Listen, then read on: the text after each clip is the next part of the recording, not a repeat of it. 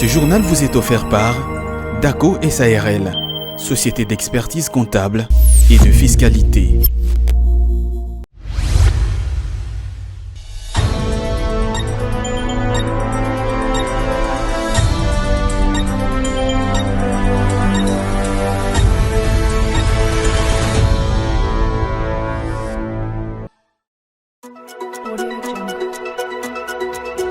Bien qu'un secteur dynamique, le marché de la revente de véhicules d'occasion à Kinshasa est confronté à des défis énormes, notamment la complexité des démarches administratives et la méfiance de certains potentiels acheteurs. Un reportage à suivre dans ce journal. Le prix d'une tonne de zinc accuse une hausse de 3,35% sur le marché international en se négociant à 2736,15 $ américains contre 2647,4 $ américains la semaine précédente. C'est ce que révèle le mercuriel des produits d'exportation congolaise pour la période allant du 7 au 12 juillet 2025. Merci de choisir Ecofin Télévision pour vous informer. Mesdames et messieurs, bienvenue dans cette grande édition du journal. Tout d'abord, le vice-premier ministre de l'économie, Daniel Mukoko Samba, a mené du 7 au 9 juillet 2025 une mission économique de haut niveau à Abu Dhabi, aux Émirats arabes unis.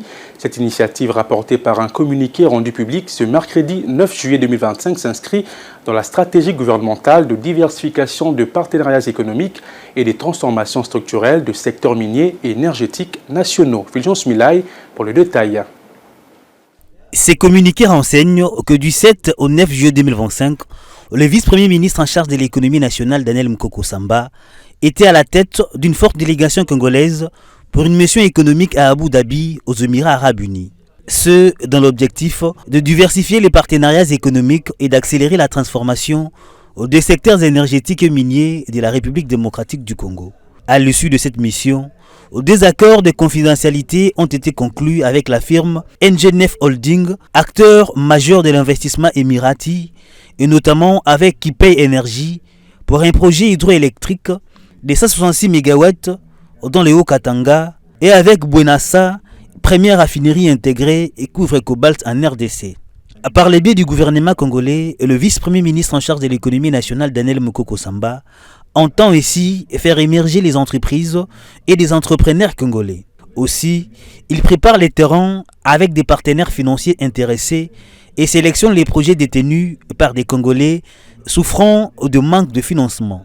Cette mission économique confirme l'engagement du gouvernement congolais à transformer les structures de l'économie nationale et à développer les partenariats stratégiques et durables avec les investisseurs internationaux ou des références. La mission a bénéficié des services de la mission diplomatique et résidente et représentée par Marine Djeka Opombo, ambassadrice de la République démocratique du Congo aux Émirats arabes unis. La tripartite fonction publique, budget et finances est réunie en début de cette semaine dans le but d'examiner l'avant-projet de la nouvelle politique salariale actuellement en préparation. Cette dernière, élaborée grâce à la collaboration étroite entre les experts du gouvernement et ceux de l'intersyndicale nationale de l'administration publique INAP en sigle, a fait l'objet des analyses techniques approfondies. Betty Tonfou, nous en dit plus. Après sa présentation auprès du vice-premier ministre de la fonction publique, cette ébauche de la nouvelle politique salariale a été examinée cette fois-ci par la tripartite regroupant les ministères de la fonction publique, du budget et de finances dans une logique d'enrichissement du document.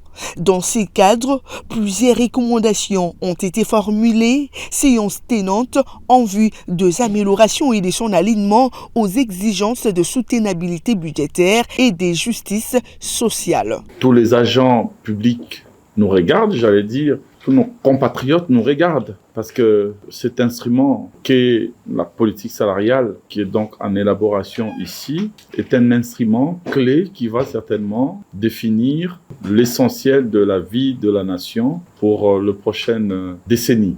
Cette nouvelle politique salariale ambitionne de mettre fin aux disparités dans le système de rémunération des agents publics de l'État, à instaurer un barème unique et de garantir plus d'équité, de transparence et de cohérence conformément à la vision du chef de l'État, Félix Antoine Tshisekedi. Le travail qui a été demandé aux experts est déjà fin prêt.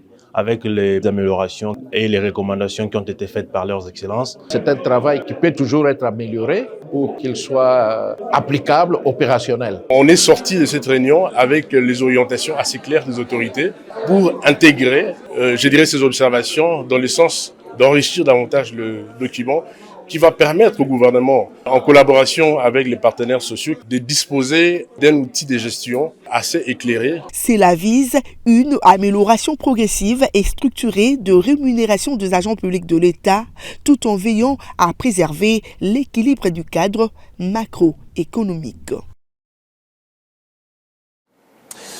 Le renforcement de la coopération entre la Banque mondiale et la République démocratique du Congo reste d'actualité.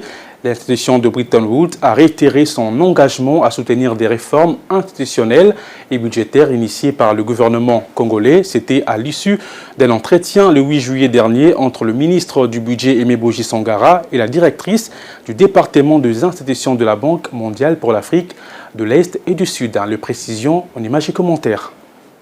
Ces échanges entre le ministre du Budget Aimé Boji Sangara et la directrice du département des institutions de la Banque mondiale pour l'Afrique de l'Est et du Sud, Mimi Ladipo, s'inscrivent dans le cadre du renforcement de la coopération entre la République démocratique du Congo et la Banque mondiale, ce spécifiquement en matière de réformes institutionnelles et budgétaires. Elle a ainsi réitéré l'engagement de l'institution de Bretton Woods à accompagner le gouvernement congolais dans la mise en œuvre des réformes clés. Parmi celles-ci figure en priorité le réforme en cours au ministère du Budget dans le secteur du marché public, du budget programme, de la préparation budgétaire, de la rationalisation des charges communes, de l'eau et d'électricité, ainsi que de la nouvelle politique salariale en cours d'élaboration. La combinaison de toutes ces réformes devrait permettre d'améliorer la qualité de la dépense publique et ainsi permettre au budget de l'État de réaliser pleinement son rôle de levier de croissance économique et de développement.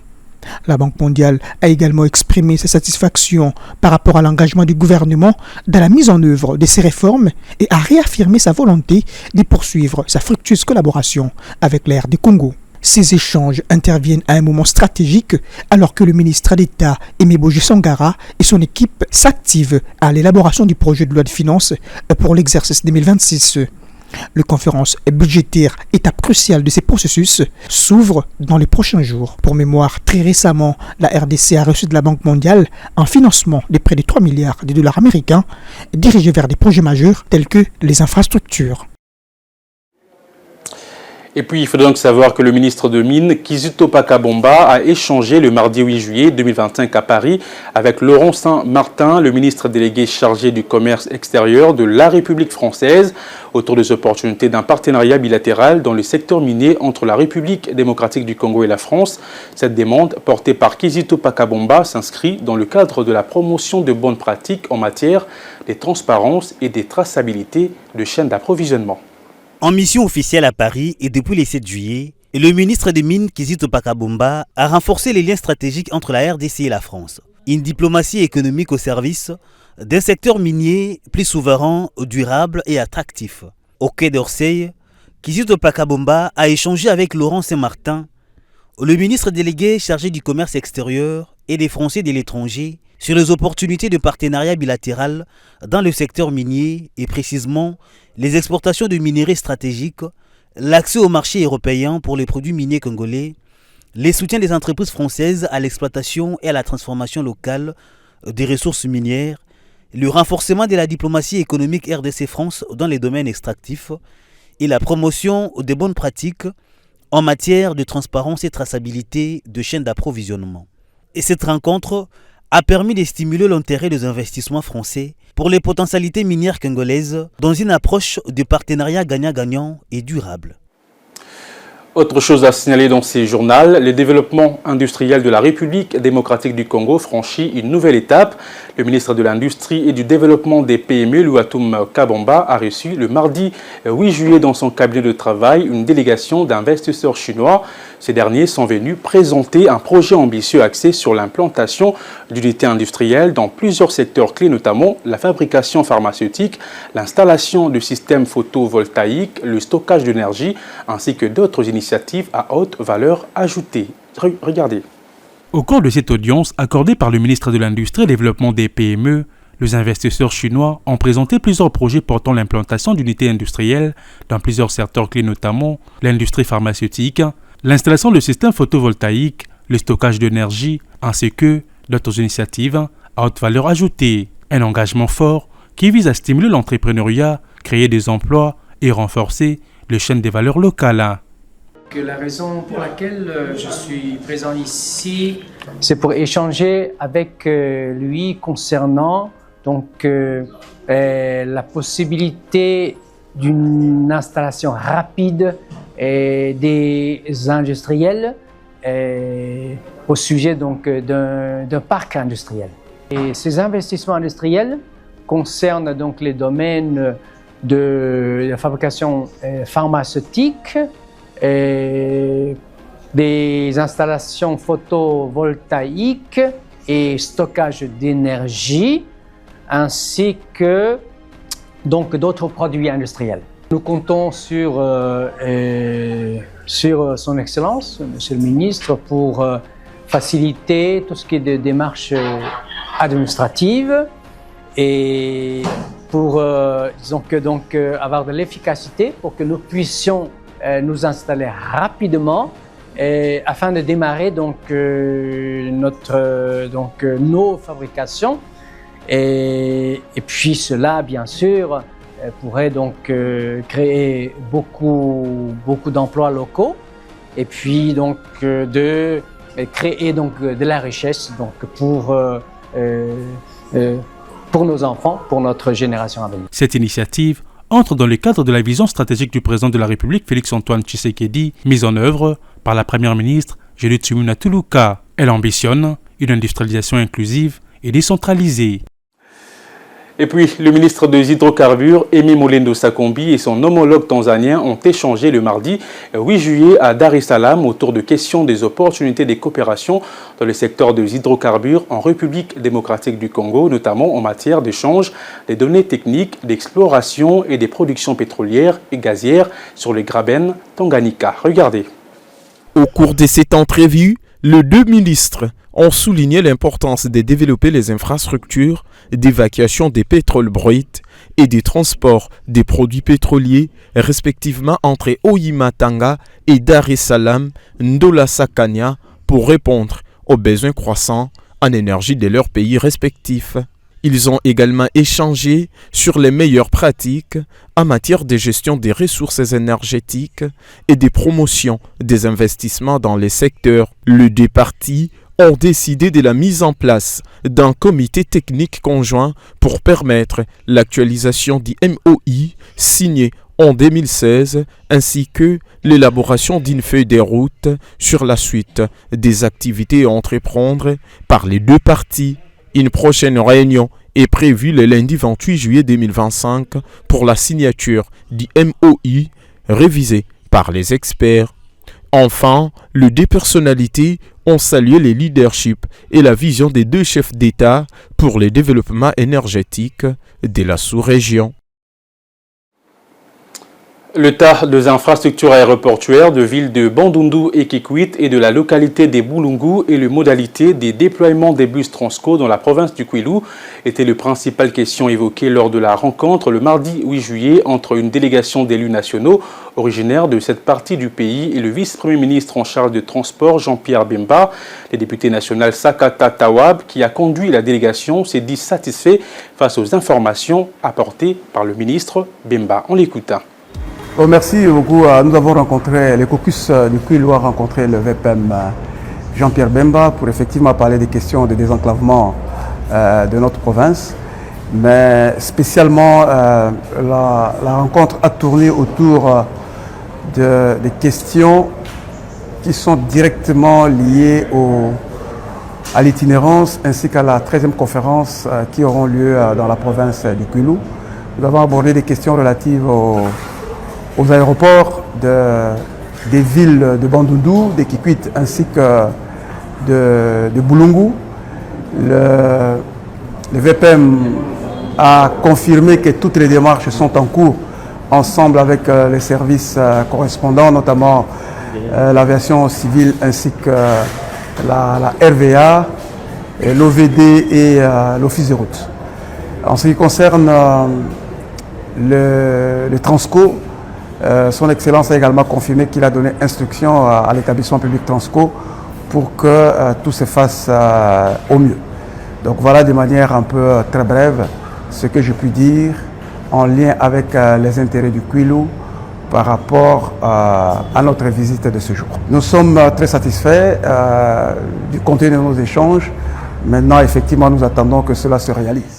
D'une province à une autre, la construction du shopping mall de Kolwezi a atteint la dernière ligne droite. La première partie du projet est quasiment terminée avec le carrelage, la climatisation, la plomberie, la peinture et le parking. Au niveau de la deuxième partie du projet, les ouvriers s'activent au crépissage de shop en attendant la pose du plafond. Les travaux se font de jour comme de nuit pour respecter le délai imparti. Suivez. Au là-bas, on ne construit pas que des édifices publics. La vision immobilière de la gouverneure s'étend au-delà de l'amélioration des conditions de travail du personnel de l'administration publique. Kolwezi et l'ensemble de la province vivent au rythme d'un boom immobilier accéléré. Ceci est la résultante d'une forte croissance du marché immobilier caractérisée par une augmentation rapide du nombre de transactions économiques. Certes, la construction des nouveaux bâtiments est un phénomène observé dans différentes régions, mais le chef-lieu de la province du Lualaba, avec son statut de berceau du secteur minier de la République démocratique du Congo, connaît une vitesse de développement toute particulière dans ce secteur, grâce à une gouvernance irréprochable de la gouverneure Marie-Thérèse Masuka Saini. Dans sa politique d'anticipation, la chef de l'exécutif provincial du Lualaba pose dès maintenant pour les générations futures les bases solides, en créant des espaces susceptibles de favoriser un environnement économique sain comme le shopping mall de Kolwezi. Ce centre commercial situé sur l'avenue Jacques Massengo Kindele au quartier de Lissi Terveya est un bijou qui prend forme petit à petit. Le crépissage de la façade extérieure s'accélère, suivi de la pose du plafond, la peinture des murs, l'aménagement du pavement, l'installation de la climatisation, la plomberie et l'électrification du bâtiment. Il compte une quarantaine de locaux alimentés tous par 6 cabines électriques capables d'éclairer un vaste espace aménagé avec un double parking et sécurisé par un imposant mur de clôture. La première étape des travaux, quant à elle, est quasiment terminée. Une fois achevé, le shopping mall de Kolwezi s'ajoutera à la liste des espaces touristiques de la ville qui attirent du monde. La maquette donne déjà une idée de ce que sera ce complexe commercial dans les tout prochains jours. De retour à Kinshasa, 3 mois de salaire et primes seront versés aux agents de l'administration publique urbaine. Cette annonce a été faite au cours d'une réunion tenue le mardi 8 juillet entre le gouvernorat provincial urbain et l'intersyndicale présidé par le vice-gouverneur Edi Yeli Molangui. À l'issue de cette réunion, une annonce forte. 3 mois de salaire et primes seront versés aux agents de l'administration publique urbaine. L'exécutif provincial, après avoir ramassé tous les desiderata du banc syndical, a résolu résoudre ces problèmes tant soit peu pour soulager la misère du personnel de la ville. Prenant la parole au nom du syndicat, David Elor Louyeyengongité, président de l'intersyndicale de l'administration publique, a confirmé que chaque agent bénéficiera effectivement de ces paiements à partir du 9 juillet.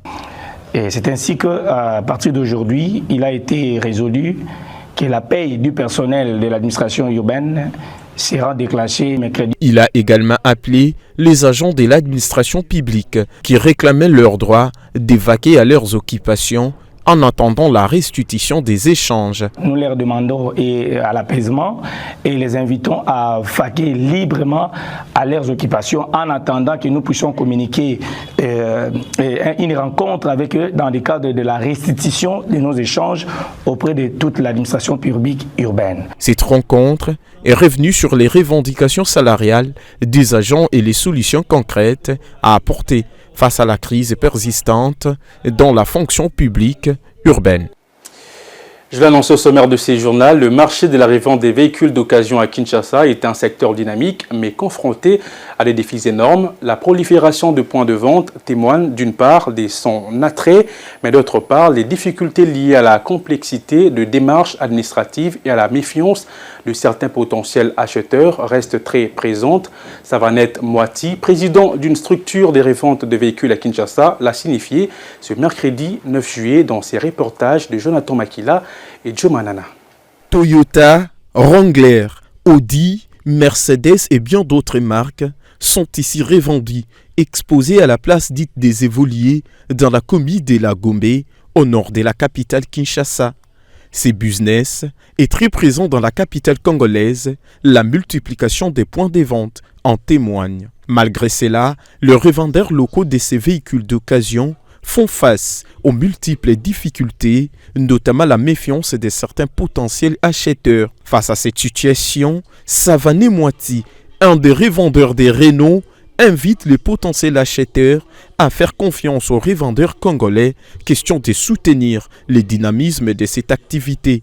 Il a par ailleurs indiqué que certains revendeurs étrangers achètent les véhicules d'occasion auprès d'eux pour les revendre plus cher, chose que certains de leurs clients ignorent. Pour lui, malgré les coûts élevés de la douane, les problèmes des trésoreries et la complexité des questions administratives, les revendeurs des véhicules d'occasion font parfois face au comportement extrémiste de certains clients.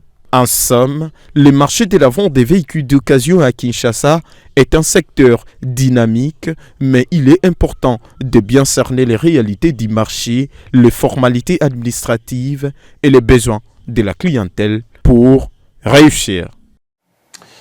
Et pour terminer, le principal produit minier congolais affiche de tendance légèrement haussière cette semaine. C'est ce que révèle le mercurial de produits d'exportation congolaise pour la période allant du 7 au 2 juillet 2025, publié par le ministère du Commerce extérieur. Ainsi, le prix d'une tonne de zinc accuse une hausse de 3,35% sur le marché international en se négociant à 2736,15 $ américains contre 2647,4 $ américains la semaine précédente. Suivez. Plusieurs produits miniers ont été pris en compte dans ces rapports de la commission de Mercurial. Les cobalt se vend aussi à 32 648 $ la tonne contre 32 645 $ la tonne la semaine précédente, soit une légère hausse. Au mois de juin 2025, le cobalt affiche régulièrement une baisse. Son exportation est suspendue jusqu'en septembre 2025 par le gouvernement de la République. Pendant ce temps, 1 gramme d'or se vend à 108,76 $ contre 108,22 $, soit une très légère hausse.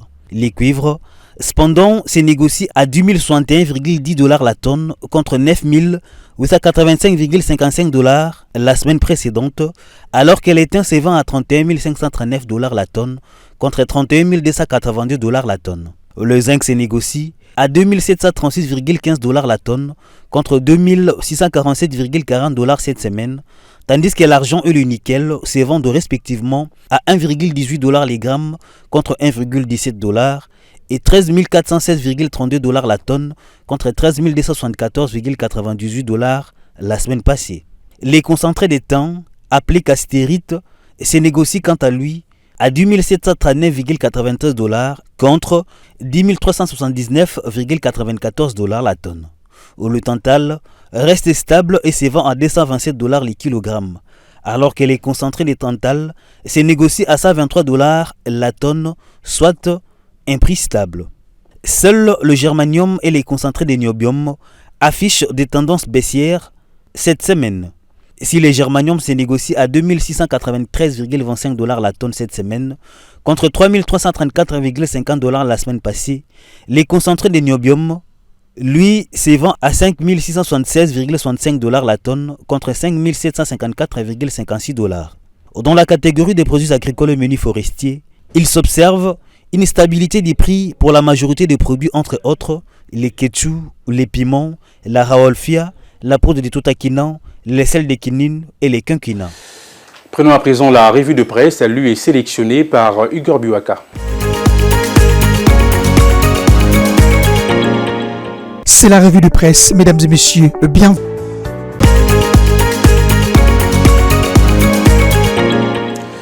Nous sommes arrivés à la fin de cette édition du journal, mesdames et messieurs, mais avant de nous quitter, voici les rappels de principaux titres. Bien qu'un secteur dynamique, le marché de la revente de véhicules d'occasion à Kinshasa est confronté à des défis énormes, notamment la complexité des démarches administratives et la méfiance de certains potentiels acheteurs. Vous l'avez suivi dans cette édition du journal. Le prix d'une tonne de zinc accuse une hausse de 3,35% sur le marché international en se négociant à 2736,15 $ américains contre 2647,4 $ américains la semaine précédente. C'est ce que révèle le mercuriel des produits d'exportation congolaise pour la période allant du 7 au 12 juillet 2025. Ce journal est complètement terminé. Mesdames et messieurs, merci de l'avoir suivi et bonne suite des programmes sur Ecofin Télévision.